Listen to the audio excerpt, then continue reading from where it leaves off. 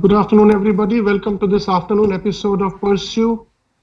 And after a small break, we are back with our general pathology and immunology lectures.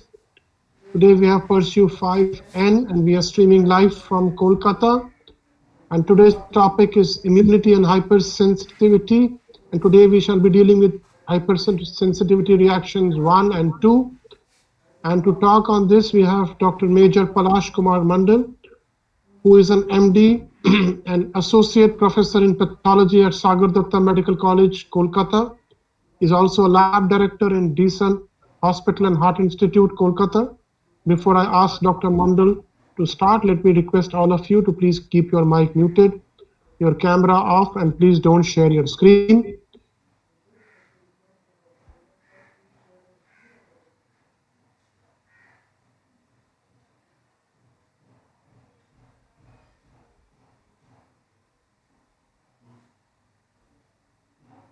Yeah, Dr. Mandal, please share your screen, sir.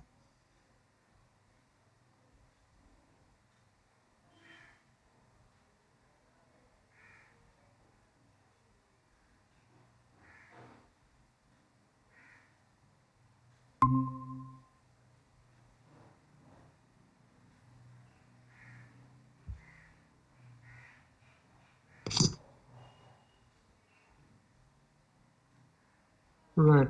Can you make it full screen, please? Yes.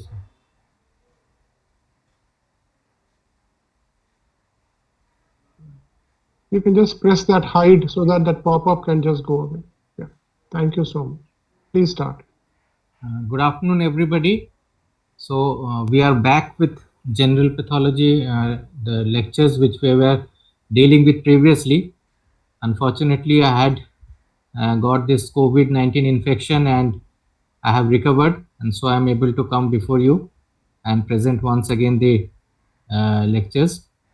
Thank you, sir, for allowing me to take these lectures once again. So, as sir has already informed you that we will be discussing immunity in the following lectures today, and coming one or two more lectures I will be taking. So, we will be covering the immunity topic along with hypersensitivity reactions 1 to 4, and also something about the autoimmune diseases and especially HIV/AIDS. So, these topics are quite relevant, and as you know, immunity is one of the most uh, important topics, in a sense that these diseases are called uh, incurable diseases. Why, we will discuss it later on, but we will start with it, the basics, and we will be discussing today the introduction of immunity along with only hypersensitivity 1 and 2. These immunity, as you know, is a broad topic, and it not only is a part of pathology, it is very much a part of microbiology as well. So for the undergraduates, I am telling you, so this topic will be covered by both these uh, subjects, and each one will have a more elaborate discussion on their particular portion. And to begin with, we will have a brief introduction of these terminologies, which are very important to understand before we start with immunology. So first is antigen. So we will be coming across this term quite often. Now, what is an antigen?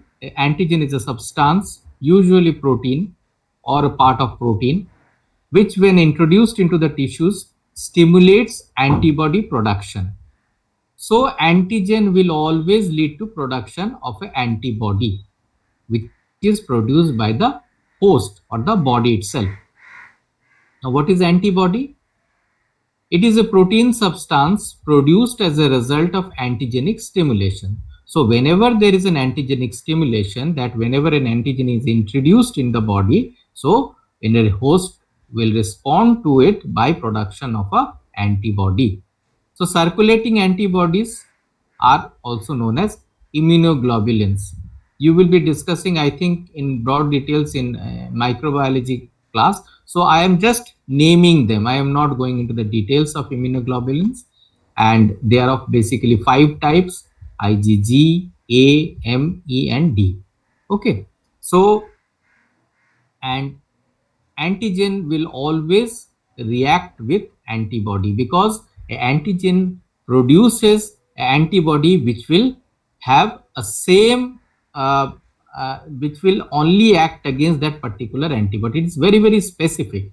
So antigen, a particular antigen will produce a particular antibody against that particular antigen itself. Okay, so antibodies are not uh, common antibodies, like antibody against tuberculosis will not act against antibody for COVID-19. Okay, it's something like that. Now, antigen and antibody, when they combine, they form a complex. It may be demonstrated by reactions, which is again a part of microbiology, and they may be primary reactions, they may be secondary reactions, and these can be demonstrated. These reactions, they have various names: agglutination, precipitation, immobilization, lysis, complement fixation. All these are demonstrable, and they can be demonstrated in vitro, and this is one of the basis of the detection of antibodies in our body against a particular disease. Any disease, whether it be a viral infection, whether it be a bacterial infection, we can detect the presence of antibody which has been produced against that specific microbe, and we can demonstrate it in a form of reaction. That is, it may be immunoprecipitation reaction, it may be a ELISA reaction, which is the full form is enzyme linked immunosorbent assay. Or if we are not able to detect the antibody, or we are not we do not want the antibody which is produced little later, we want the antigen to be detected, then of course we will have to go for some sophisticated tests.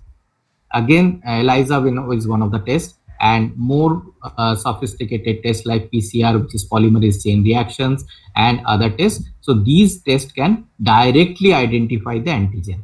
So we are not going into that. Now there is a term called hapten. So what is hapten? It is a non-protein substance. You see, antigen, antibody, they have protein component in them. So now what is a hapten? Hapten is a non-protein substance which has no antigenic properties of its own, but when it combines with a protein, it forms an antigen. So it's an incomplete antigen. If you have to remember that way, it is an incomplete antigen. So whenever it attaches itself to a suitable protein, not all proteins, it has to attach itself to a suitable protein, then it develops some antigenic property. And if you, by antigenic property, we mean that it will be able to elicit a antibody production in the host. Okay. Now immunity. So this term immunity is a very broad term. Immunity means the immunity is the basis by which we fight against all the invading microbes or foreign substances which come to our body. So that is the basis of immunity. Immunity means resistance. Immunity means you have the power to fight against what? Against these, all these enemies, the microbe, the bacteria, virus, etc., etc. And the basic thing is that a person who has got more immunity is able to fight a disease better. A person who has got less immunity because of disease, because of certain other reasons like some malignancy, or some drugs, like a person who is taking long-term steroids or something, their immunity is usually rather a little low, and these persons can be affected by a disease very easily. Okay. And not only affected, but the disease can overpower them.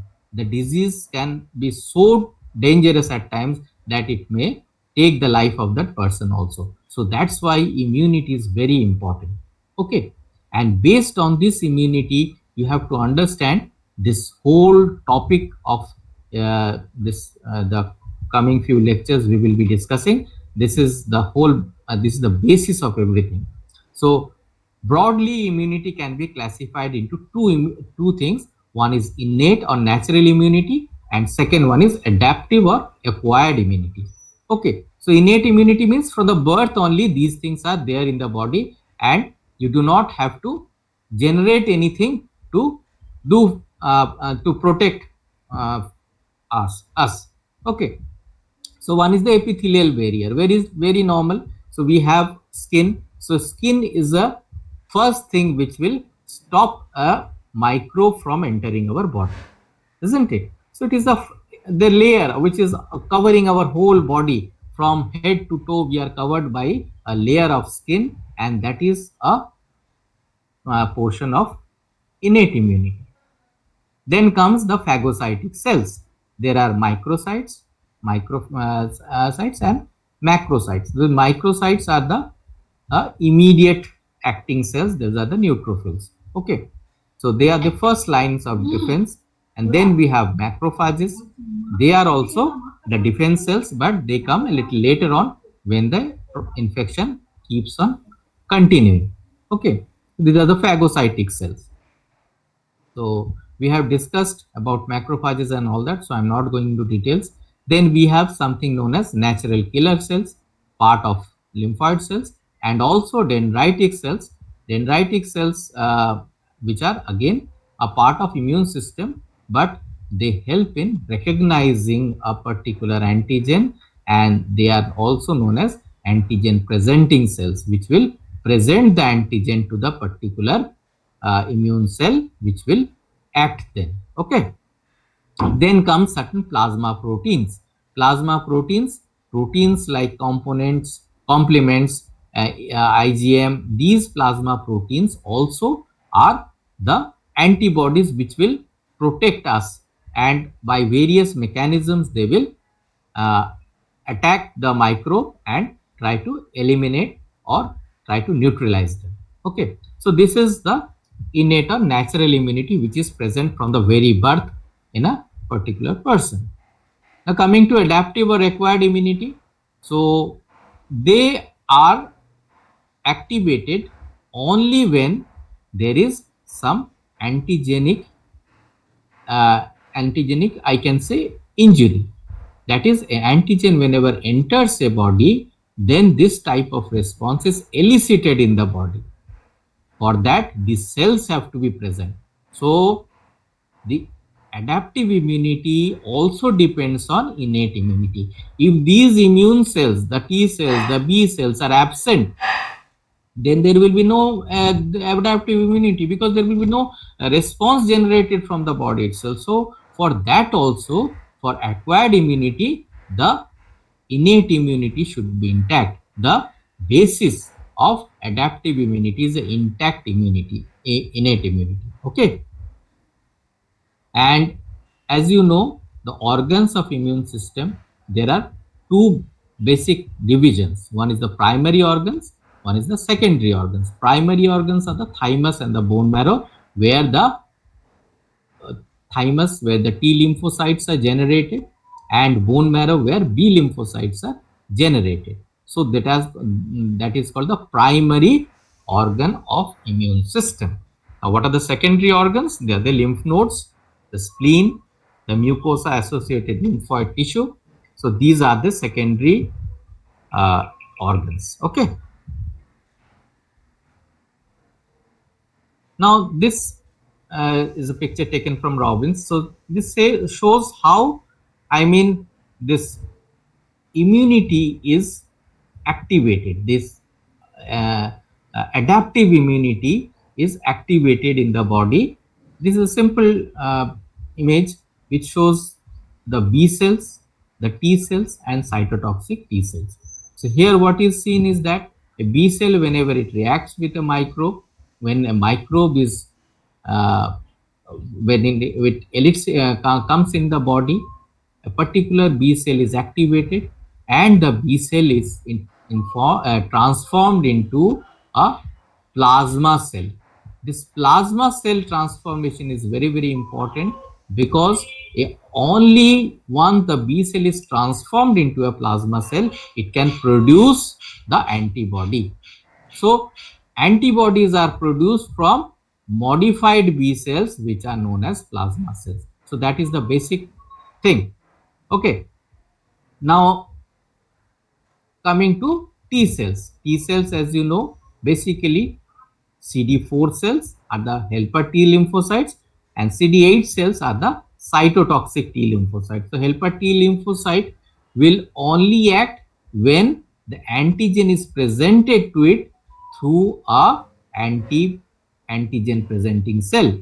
Okay, so this phagocyte or the macrophage here, it acts as a antigen presenting cell. So like when you eat with a spoon, the spoon acts as a antigen presenting or the food presenting substance or the food presenting material to the mouth. Okay, so similarly this T cell, it will only recognize an antigen which is presented to it. It will not take up an antigen on its own. It will only recognize an antigen when an antigen presenting cell, which is known as APC, which can be a macrophage, which can be a dendritic cell. So these categories of cells, whenever they present that antigen, it will act and it will produce some cytokines. So these cytokines will then act against the a substance, a microbe, through various ways. So one of the ways, activation of the macrophages. So macrophage here was acting as a APC, but here the macrophage has transformed itself by action of these cytokines and is now ready to pounce upon the antigen or the microbe and kill it. That is phagocytosis. Then comes reaction or inflammatory reaction by attracting more inflammatory cells and trying to kill them. And third is the stimulation of more B lymphocytes and production of more antibodies so that the antibodies can coat the antigens and eventually neutralize them. Okay, and finally phagocytose by the macrophages. So this is a schematic diagram.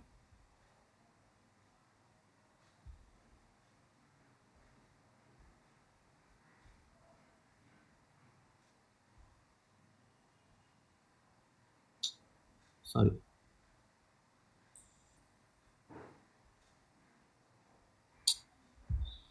The last one is cytotoxic T lymphocytes. The cytotoxic T lymphocytes do not need any, direct, they can act directly on the infected particular cell which is containing a microbial antigen. Okay, so they can directly attack and they can lyse. So that is why they are called cytotoxic. They can directly kill a particular cell which is infected.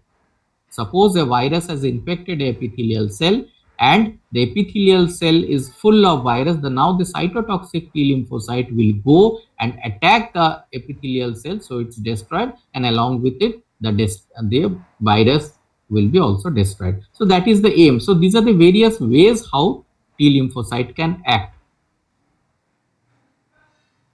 So this is also one of the ways. This is known as cell mediated immunity. So we will be discussing cell mediated immunity later on. So I am not going into details. So how they are doing the killing and all, these are discussed inside and this hypersensitivity reactions as well. So I'm not going to details. This is just that these T lymphocytes and CD4 lymphocytes and 8 lymphocytes, how do they kill? Similarly, this humoral immunity we just discussed. So basically, one point which I want to highlight is there that even though B cell can independently act and neutralize a protein that is an antigen by production of antibody, but the most important thing is that, as I told you, is the transformation of B cell into plasma cell. Okay, there has to be transformation. B cell by itself cannot do antibody production. It has to transform itself into plasma cell, and this transformation is triggered or activated by this CD4 T cells. So you have to remember this. Without T cells, even B cells won't be active. So this whole immune system, T cell is known as the bandmaster of immune system. Okay, so you should know this because T cells they act in a different way. B cells they also act in a different way. Humoral immunity, cell mediated immunity, but even for humoral immunity, T cells are required. So this is what I wanted to highlight. And eventually, humoral immunity. In humoral immunity, there will be neutralization of the microbes, phagocytosis, and all these things will be there. But T cells are very important for even humoral immunity also. Now coming to the hypersensitivity reaction, like what I was telling you, like immunity is very important for our body, because without the presence of immunity we will not be able to fight any organism, isn't it? So immunity is important, but there is a catch. So this immunity, if it is expressed in an altered fashion, or suppose antigen is there, and instead of producing an antibody against that particular antigen, immune system produces antibody against some other organisms, or immune system produced antibodies against body's own cells, then there is a catastrophic reaction, and that catastrophic reaction is the basis of a host of diseases known as autoimmune disease. Similarly, hypersensitivity reactions are also exaggerated response of exaggerated immune responses. Okay, so these exaggerated immune responses at times become detrimental for the host itself. Am I clear? Immunity is good for the body, but excess immunity is not. So hypersensitivity reaction is a kind of immune reaction of the body to a particular antigen, and that is not wanted. So what is the definition? By definition, the hypersensitivity is a repeated exposure of the same antigen in a sensitized person leading to a pathologic reaction is known as hypersensitivity, or in a way exaggerated immune response. Okay, so what there are certain terms. There should be repeat exposure. That means once antigenic exposure has happened, it may have elicited some amount of reaction, but the same antigen, if it is presented again to the body, that is the host, there will be a exaggerated response, which is not common, which is not a normal thing for all the people, but in some individuals it happens. Who is a sensitized person? Sensitized person means who has already experienced the antigenic exposure. That person is known as a sensitized person. Anybody can be anybody can be a sensitized person, because anybody who has had a previous exposure becomes a sensitized person. Like suppose in my case, I have been I have just recovering from COVID infection, so I am a sensitized person towards COVID-19.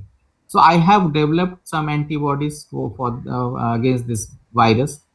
Okay, so repeat exposure, normally what it does, the antibodies which are already there in the body, they try to protect.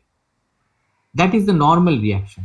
However, instead of the protection, if there is an exaggerated response, there is an excessive immune response which leads to destruction of the host tissues, or host tissues in fact, so that is known as a hypersensitivity reaction.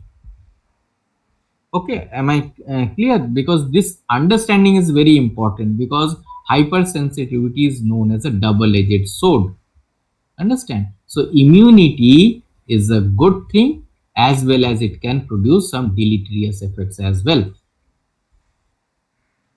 Now, imbalance between the effector mechanisms of immune response and control mechanisms. So there is a word called control. So you have to understand. So whenever in the initial reaction, whenever we talked about inflammation, what did we tell?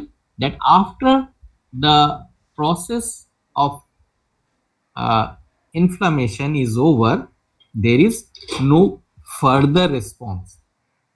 That means at one point the inflammation should stop, go away, isn't it? So whenever the antigen was introduced, so there was an inflammatory response, and that inflammatory response had to go away after a certain time. But if it continued, either it became a chronic inflammation or it led to some destruction in the local tissue. So that is called the imbalance between the immune response and the control mechanism. Now both exogenous and each word is important. You have to understand this. That's why I'm very slow. This of 5-6 lines I'm just going very slow. Both exogenous and endogenous antigens may elicit the reaction. So what does exogenous mean? Means something which has come from outside the body. That is exogenous. Now, endogenous means all the antigens of our bodies are endogenous. So what can be an antigen? So any protein, our body has lots and lots of protein. The whole system is made up of protein only. Protein, fat, and all these have got specific antigenicity. Understand? For example, I will tell you the RBC has got the blood group antigens. So somebody has a blood group A, so that person will be having antigen A antigen. So similarly, another person might be having B blood group, so antigen B will be present on the surface of the RBCs. So similarly, there are lots and lots of antigens on all the cells of our body. And if by chance the normal reaction is that the body from the very beginning does not produce any antibodies against body's own antigen. That is a normal reaction, and we will, when we discuss about the autoimmune diseases, we will discuss how there is this antibody silencing takes place. So at the peripheral level, at the central level, so the body never produces antibodies against its own antigens. Okay, so but if this immune mechanism or immune silencing, there is a disturbance in that, so the body may start producing antibodies against its own antigens and endogenous antigens, and that leads to the reaction which is known as the autoimmune reaction. Autoimmune, self immunity, means antibodies produced against self antigen. Okay, and the hypersensitivity for hypersensitivity reactions, it may be inherited. We will see the type 1 hypersensitivity reactions. The persons who suffer from that are known as atopic individuals. So it is inherited. A person having it might transmit the same thing to his progeny, his children. So that is how that is inherited. Okay. Now the basics, I will not go into details, just a few words about these immune cells. T lymphocytes, develop from the precursors in the thymus, and most of the mature cells in the blood are T lymphocytes. Okay, almost 60 to 70% of the lymphocytes are T lymphocytes. The rest of the lymphocytes are B lymphocytes. That is 30 to 40% are B lymphocytes. Okay, so T lymphocytes are present in the blood as well as in the peripheral lymphoid organs or the secondary lymphoid organs. So they are, where are they present? They are present in there are specified areas where T lymphocytes are present. When you study the structure of a lymph node, you will be knowing that. I'm not going into details because it will take more time for that. So, and the important thing is that each T cell, why in discussing with immunity, Now, each T cell recognizes a specific cell-bound antigen by means of an antigen-specific T cell receptor. This is very important, you see. So, there has to be a T cell receptor. T cell receptor, and this T cell receptor will only recognize a specific antigen which is specific for that receptor. So, this is very, very important. And T cell receptor recognizes a peptide antigen that are only displayed by MHC molecules on their surfaces of the APCs. Okay, so what are MHC molecules? The major histocompatibility complex molecules. They have alpha chain, they have a beta chain. This is the MHC molecule. Okay, now this is a T cell CD4 lymphocyte, and this CD4 lymphocyte, that is, it has got certain proteins. Now, MHC molecule, when it presents a peptide antigen, that is only recognized by specific receptors or TCRs, T cell receptors. Okay, so this whole thing is the antigen presenting cell. An antigen presenting cell has these molecules, and through these molecules it will present the peptide antigen to the CD4 cell. Okay, so this is important for understanding. This picture is given in Robbins, so you can go back, look into your book, have a better understanding, because that is given in details over there. Due to paucity of time, I am just covering the small things. Okay, and this specificity is very important. Like, every T cell will not go and attack every antigen. So antigen has to be specifically produced or presented by a APC, and this antigenicity is also limited by major histocompatibility complex, which is known as MHC restriction. Okay, this particular thing is very important, because otherwise, if you don't understand this restriction, then you will not be able to comprehend why all T cells do not go and attack a particular antigen. So this particular thing is very important. Okay, B lymphocytes. As I told you, almost 10 to 20% of the circulating peripheral lymphocyte population are B lymphocytes. In fact, a little more. It may be a little more than that also. And they are also present in the lymph nodes, spleen, mucosa, and the B lymphocytes are in the lymphoid tissue. They are the majority. Okay, the germinal center and everything is composed of the B lymphocytes. And as like T lymphocytes, these B lymphocytes also recognize the antigen by the B cell antigen receptor complex. So there is a B cell receptor antigen complex also. So this is the antigen, and this is the immunoglobulin IgM. So this is the receptor complex, and it is presenting the antigen complex to the CD21, that is a B cell. Okay, so this is presenting this IgM, that is the immunoglobulin.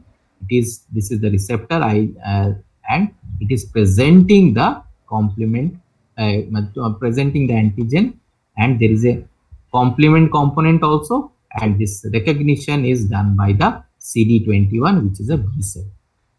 Okay, so you see, all these cells will only recognize antigens when the antigens are properly presented to them. Now, not at random, they have to be presented to the immune system. The immune system comprises of these T cells and B cells, and then only they will be able to act. And further, as I told you, these B cells, not only this presentation will do, the B cells, if they have to act and produce an antibody, they will have to be activated further, and that activation has to be done through certain cytokine signaling by T cells only. Okay, now there is a third category of cells, that is a dendritic cells.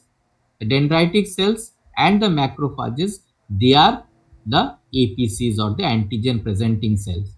Now, dendritic cell, there are two types of dendritic cell actually. though the morphologically they have some similarity, that is they have lot of like a fibrillary processes from their cells, so that's why they're called dendrites. They look like the neurons, but they are of the different category. So these first type of cells are the macrophage related cells, also known as the interdigitating dendritic cells.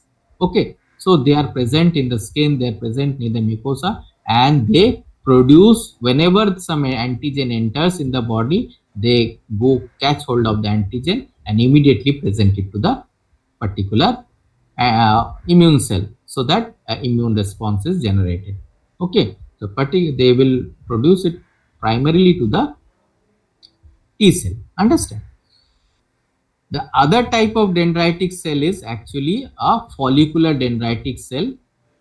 It is not actually, follicular dendritic cell is actually not a APC. The follicular dendritic cell has got a different function. It is usually present in the germinal centers of the lymph nodes, lymphoid follicles and spleens and lymph nodes. Okay, so there it basically serves as a macrophage function. It eats up the debris, the whenever some these cells are dying, the lymphoid cells are dying, that eat it up.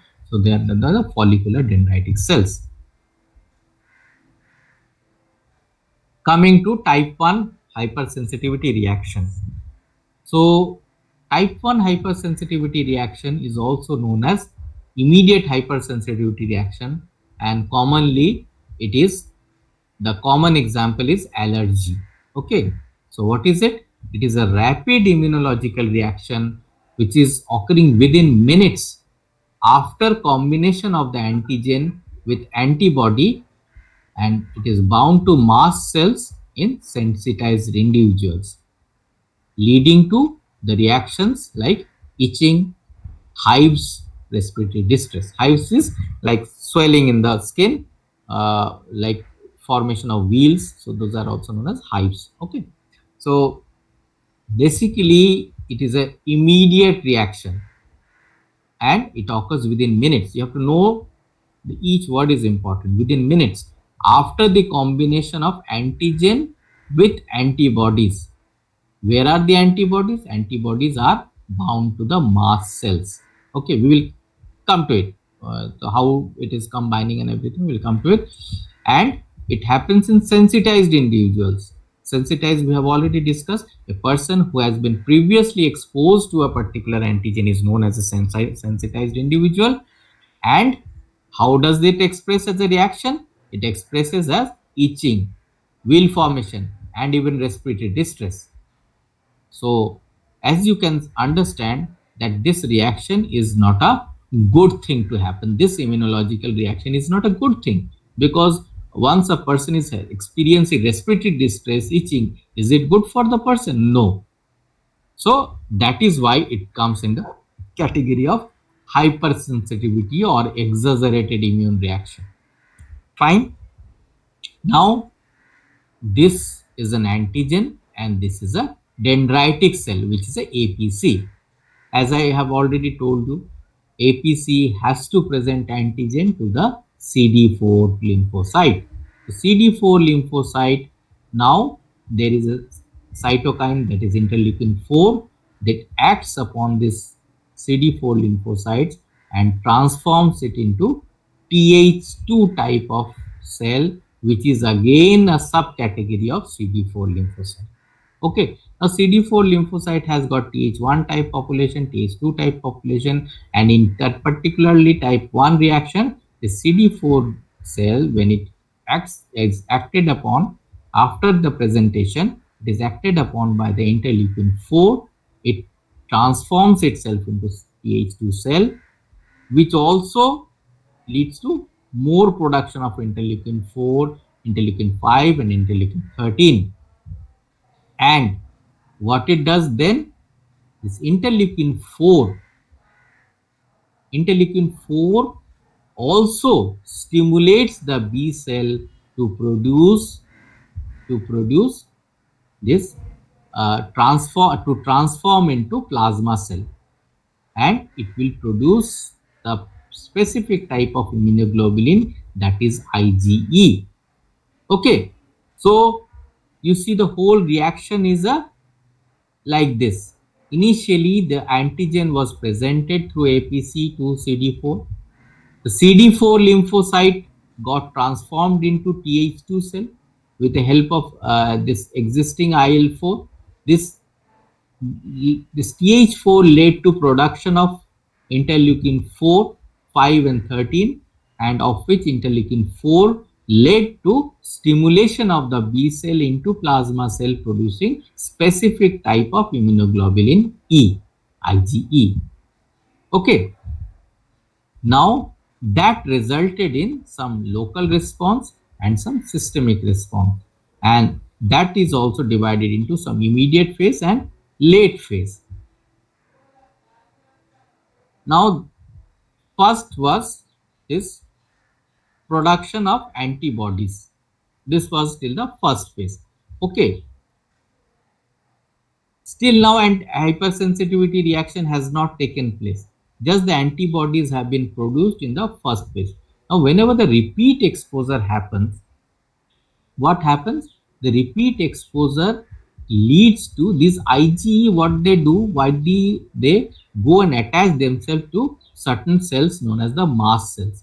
Mast cells are also known as tissue basophils. They have lot of granules in them like basophils, and these granules lead to lot of reactions. Okay, so tissue basophils are known as mast cells, and these IgE, which was produced by these B cells, that is plasma cells, they go and attach themselves to the mast cells which are present near the mucosa, near the blood vessel, in the tissues basically. And whenever there is a repeat antigenic exposure, the same antigen which was there, this particular antigen, when it came again and it came in contact with the mast cell, the mast cell got activated. Mast cell got activated, and this activation led to degranulation. That is, my mast cell started releasing granules, and all these granules, one of these granules, there's phospholipase A2. There are certain enzymes like protease. There are cytokines like TNF, that is tumor necrosis factor, and interleukin 1, vasoactive amines like histamine, lipid mediators like prostaglandins, leukotrienes, platelet activating factor. All these granules, all these mediators are stored in the mast cells. Okay, all these are they're present in the mast cells, and the degranulation led to a burst of this enzyme activity. Okay, so there is a reaction, and the result of the reaction is the immediate phase. That is, immediately what happens is that within minutes there is increased vascular permeability due to primarily histamine, vasoactive amines. Okay, smooth muscle contraction by this prostaglandins. Okay, prostaglandins and leukotrienes, they lead to smooth muscle contraction. Increased mucus secretion by the cytokines, leukotrienes. Okay, so these lead to increased mucus secretion, and this is known as the immediate phase. Gradually, when the immediate phase goes into a late phase, that is after 24 hours also, the inflammatory cells, they start collecting, and they collecting at the site of reaction.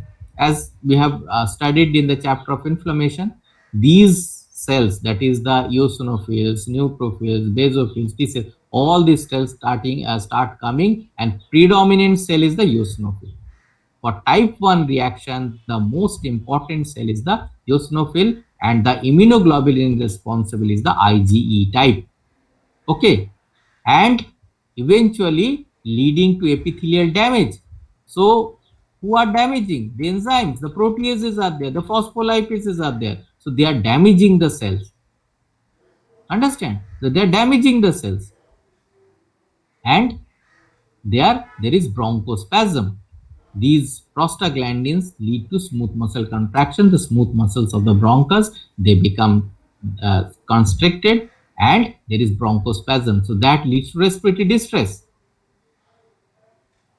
Okay, so this is very important. You have to understand this, that initially a particular antigen in a sensitive is presented.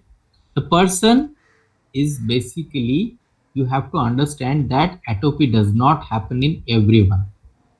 Even if a second antigenic exposure happens in some person who are not prone to develop this disease, they will not develop. Only persons who are actually prone to develop, so they are what did we say, they have got this HLA link inherited. This HLA link is there, so they are genetically predisposed individuals. So in a genetically predisposed individual, whenever a second exposure happens, so that leads to this culmination of these events. Okay, am I clear? You can go back, read up. If you still have any doubts, you can come back to us, to this group. I will be able to answer you. I shall be happy to answer your questions. Okay. So which are the conditions associated? This is commonly asked in the Viva also. So what are the diseases? So since we are dealing with medicine, so always we have to remember the practical examples, the diseases, the names of the diseases which are associated with a particular condition. So type 1 hypersensitivity reaction, if you are asked what are the examples, what are the conditions which are associated, so commonest example is the bronchial asthma, systemic anaphylaxis, urticaria, hay fever, and atopy is a susceptibility in genetically determined. So atopy, this susceptibility is genetically determined. Okay, so this particular thing you have to understand. In some persons who are not genetically determined may also show some reactions, but the persons who are susceptible, that is genetically who are susceptible to particular these antigens, so they will be showing this exaggerated response. Fine. Type 2. Type 2 hypersensitivity reaction, it has got 3 divisions.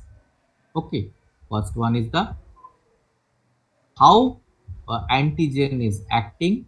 The method is by opsonization and phagocytosis. Second one is by inflammation, and third is one by antibody mediated cellular dysfunction. So these reactions are basically what? These are basically immune reactions. Immune reactions of against an antigen. So how our body reacts against an antigen, this is a hypersensitivity reaction. But why hypersensitive? Because the immune reaction is exaggerated and destructive in nature. That's why we have that's why they have come under this terminology, hypersensitivity reaction. So this type 2 hypersensitivity reaction, in first category, what do we see? The opsonization and phagocytosis. So whenever an antibody is produced against an antigen, so there is a combination of antigen and antibody on the cell surface or extracellular matrix, and the antibody coats the antigen, which is known as opsonization. I had given this example of making whenever we are having some fried thing like a chicken fry or fish fry. So we use a batter.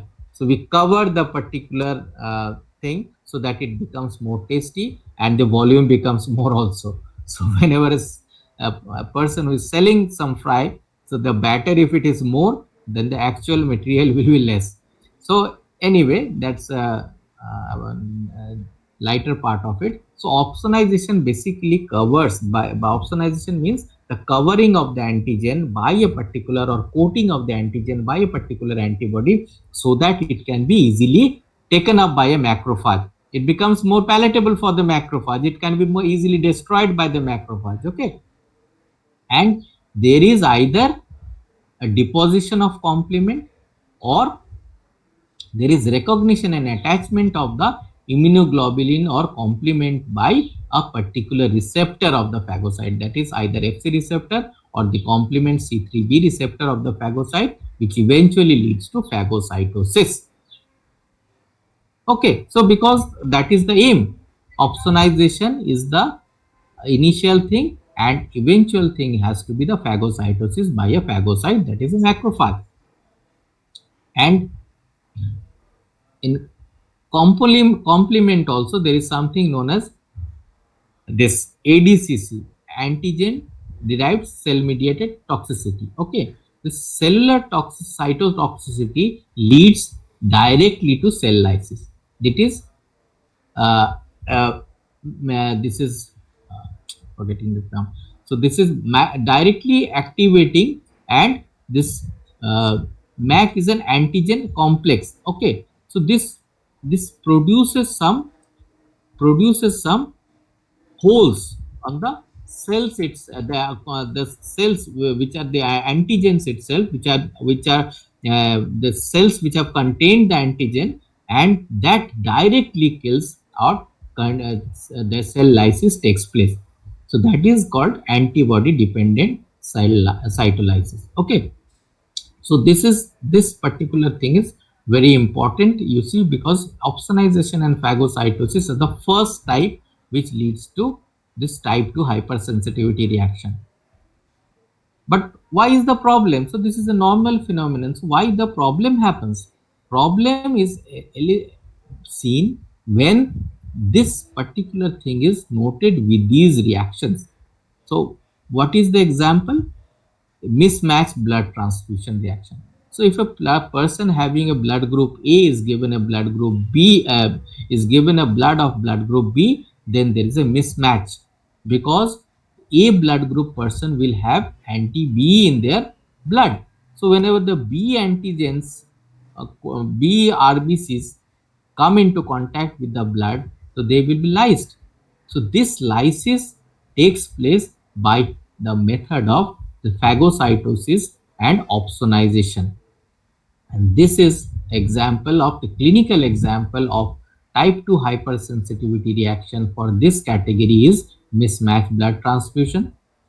HDN means hemolytic disease of the newborn. Here also some mismatched transfusion takes place, mismatch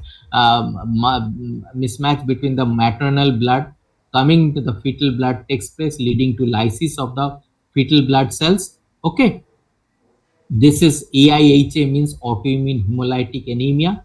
Here also the RBCs are destroyed because the antibodies produced against the RBCs, they act on the self RBCs. Okay, so autoimmune, as I told you, this immune system, if it produces antibodies against body's own cells, so that becomes detrimental. So autoimmune hemolytic anemia, immune thrombocytopenic purpura. Initially it was known as idiopathic, but now it is known as immune thrombocytopenic purpura, ITP. So all these are examples of production of antibodies against body's own cells by the body's own immune system.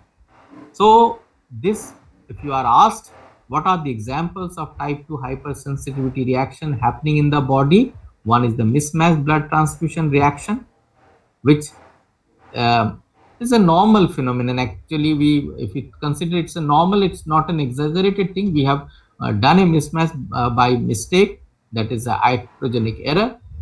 However, this AIHA and ITP, they are true examples where the body's own immune system is showing exaggerated or faulty reaction and leading to hypersensitivity reaction.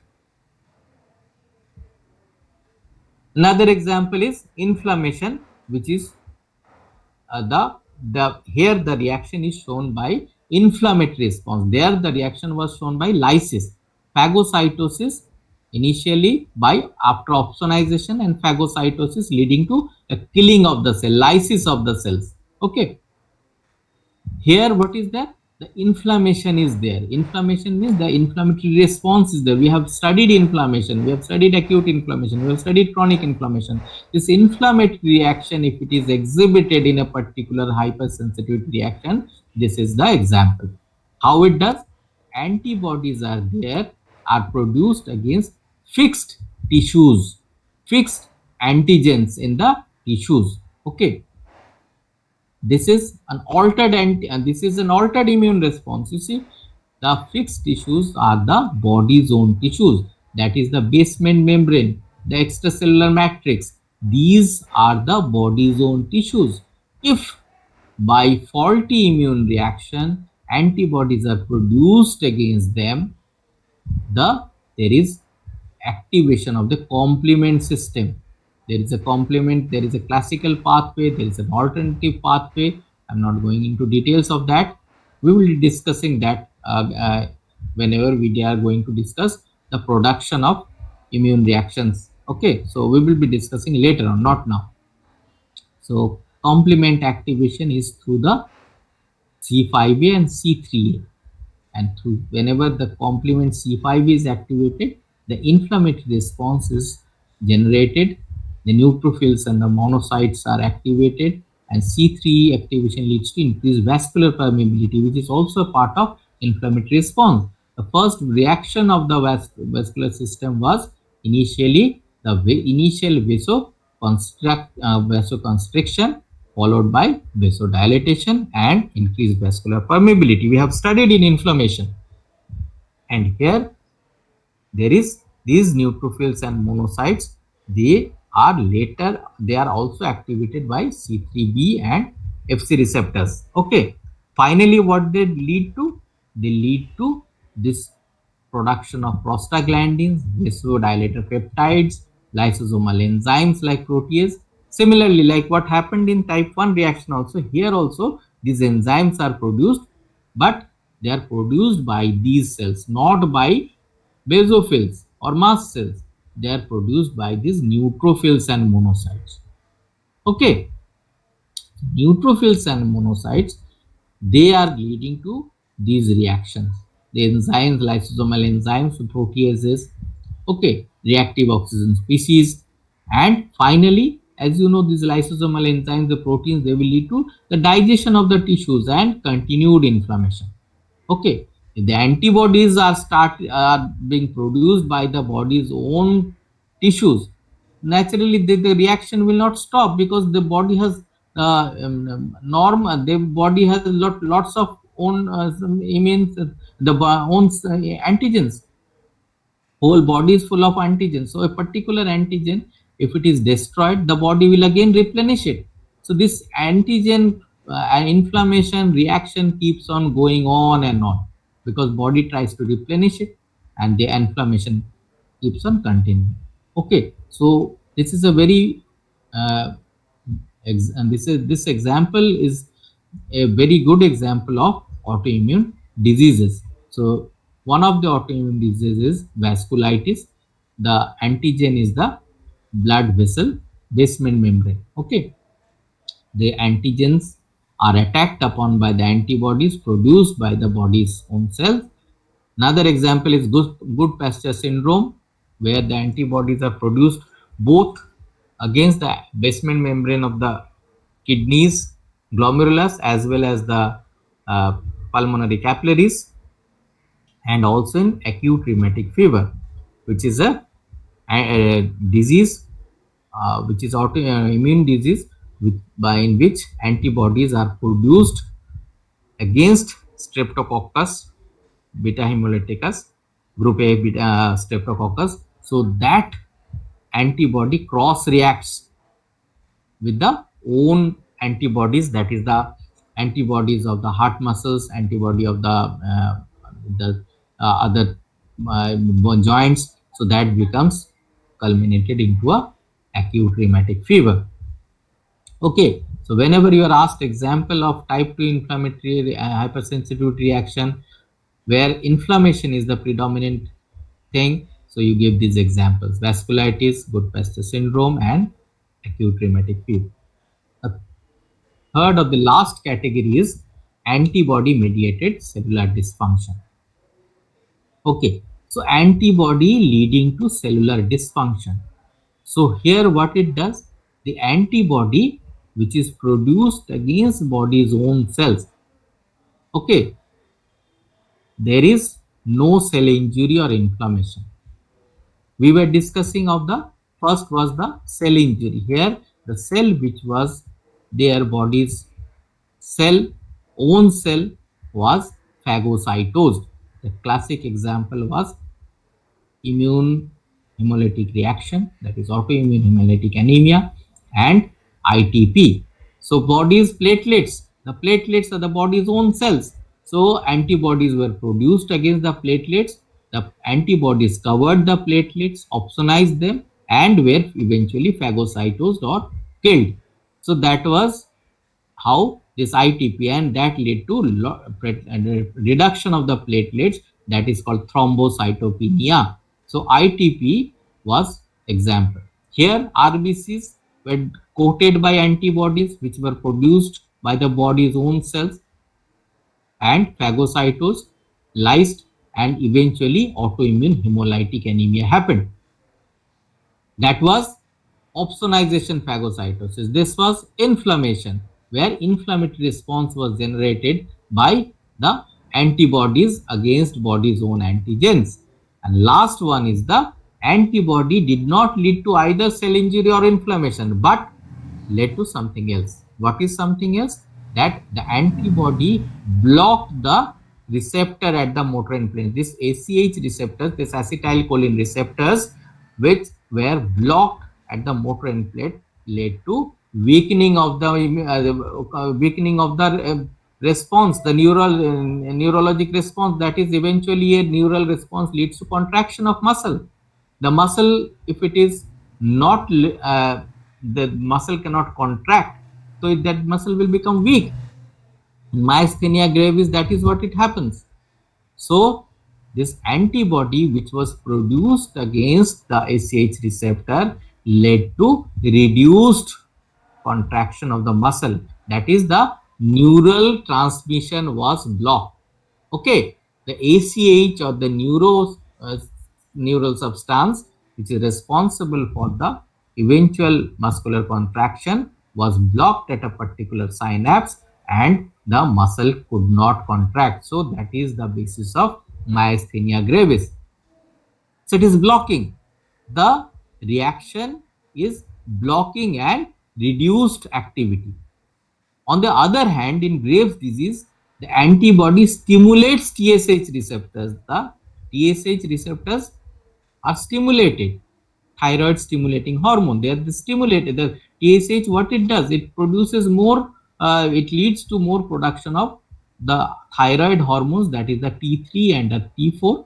Okay, thyroxine and triiodothyronine, you have studied in biochemistry, physiology. So these TSH receptors, if they are stimulated somehow, excuse me, they stimulated somehow, they lead to more production of these thyroid hormones. But normally when it happens, when the thyroid hormones levels are low, then only TSH receptors are stimulated, then only more production takes place. But these antibodies, if they simulate the action of TRH, that is thyroid TSH receptor activator, then this continuous stimulation is taking place. So this is an autoimmune reaction. This is an autoimmune reaction. It is not a desired reaction. It is an autoimmune reaction where the antibody wrongfully stimulates the TSH receptors on the thyroid follicular cells to produce more of these hormones, leading to a condition known as Graves' disease or thyrotoxicosis. Okay, so these are the examples of type 2 hypersensitivity reaction. So we have discussed today type 1 and type 2 hypersensitivity reactions. And if you have any queries, As I told you, you can ask, because immunity is not a very easy topic. From the very beginning, I am telling you, you have to read it at least 3 times to understand immunity very clearly. And as I told you initially also, and as I am telling, I keep on telling my students, please have a habit of writing down. Make your own notes. These lectures are only supplementary things. You have to be, everything is given in the books, things are available in the internet. We only supplement your knowledge, but ultimately you will have to understand it. If you don't understand, of course we are there. If you have to understand it, and you have to write it down in a simplified form for you to remember. Eventually the whole thing has to be grasped. You have to understand from the basic thing, and you have to have a total knowledge of the immunity, because it's, I am again telling you, immunity is one of the most difficult topics. Why? Because you see, the not the small example will tell you that on this immunity only there is a DM course, that is this doctorate of medicine. After MD medicine, people do DM in rheumatology, and rheumatology is a nothing but a branch of immunity. Okay, so you can understand the whole thing, the rheumatology whole disease, the 3 years DM course just revolves around this immunity only. The treatment, the understanding of the disease, and all those things. So that's why I'm just trying to emphasize this fact that please try to have a good understanding of immunity. It will be helpful everywhere, in microbiology, in your understanding of this pathology topic, and also later on in medicine. Thank you so much. Thank you, Dr. Palash. Very well explained. And indeed, immunity and immunology is a very important subject. One needs to understand that, and for that, one really needs to look into it more deeply. We have finished type 1 and type 2. I think in the next lecture, we will take up the rest of the hypersensitivity system. Yes, Right, sir. thank you so much. Right, if there are any questions, we'll ask everybody to post it on the Telegram group. Right. Thank you then. Take care. Bye bye. Thank you, sir. Thank you. Bye.